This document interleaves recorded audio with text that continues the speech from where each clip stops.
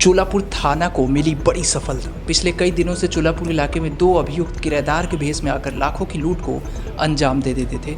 25 जुलाई को चोलापुर निवासी श्रीमती लालमणि देवी चोलापुर थाने में शिकायत दर्ज करवाती हैं कि दो लोग उनके दुकान को किराए पर लेकर पूजा पाठ का नाटक कर लाखों का मंगलसूत्र लूट के ले गए। शिकायत के बाद से चोलापुर पुलिस सक्रिय थी। लगभग 1 महीने बाद चोलापुर पुलिस ने 3 अभियुक्त को धर दबोचा, जिसमें क्रमशः भदोई निवासी विनोद सेठ, प्रयागराज निवासी लक्ष्मण सोनी और अनिल सोनी।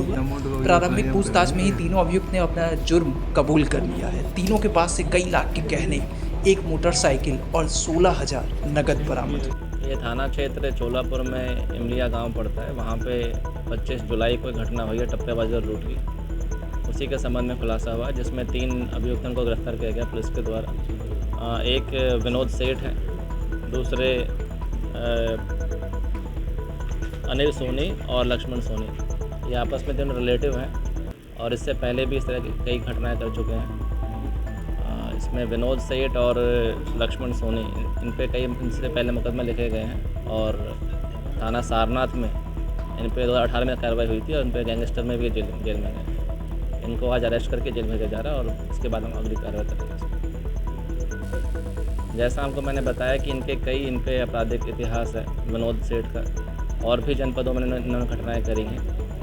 इस घटना के अलावा इन पे और भी 5-6 मुकदमे हैं। इसके अलावा कोई घटना करी है तो वो और इसमें विस्तार करेंगे पूछताछ। यह है सारनाथ में 2018 में इन्होंने घटना की थी और उस पर गैंगस्टर की कार्रवाई की थी।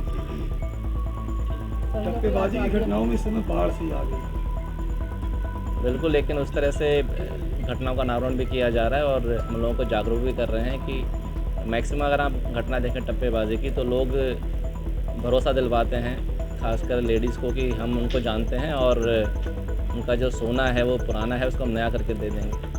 तो इस बारे हम जागरूकता फैला रहे हैं कि आप किसी भी व्यक्ति को इस तरह से आप कोई भी आभूषण ना दें। इस वाली घटना में भी इन लोगों का जो मोडस ऑपरेंडी है वो ये था कि ये किराए पे दुकान ढूंढते थे, ज्वेलरी के या कपड़ों की दुकान खोलने के नाम पे रेकी करते थे। और उसके बाद जो है इन्होंने इमलिया गांव में रेकी करी और उस दुकान को बोला कि हमें यहाँ पे दुकान चलानी है, और जो उसमें पीड़िता महिला उससे उनका ज्वेलरी मांगी देखने के नाम पे डिज़ाइन, और बाद में उसका कुंडा तोड़ दिया, बोला कि हम इसी से भौनी करेंगे। और जैसे ही उनसे बोला कि आप थोड़े पैसे ले आएँ, जैसे वो वापस गई ये उनकी ज्वेलरी लेके भाग गए और बगल में एक और महिला थी, वृद्ध महिला, उनकी चेन छीन के भाग गई।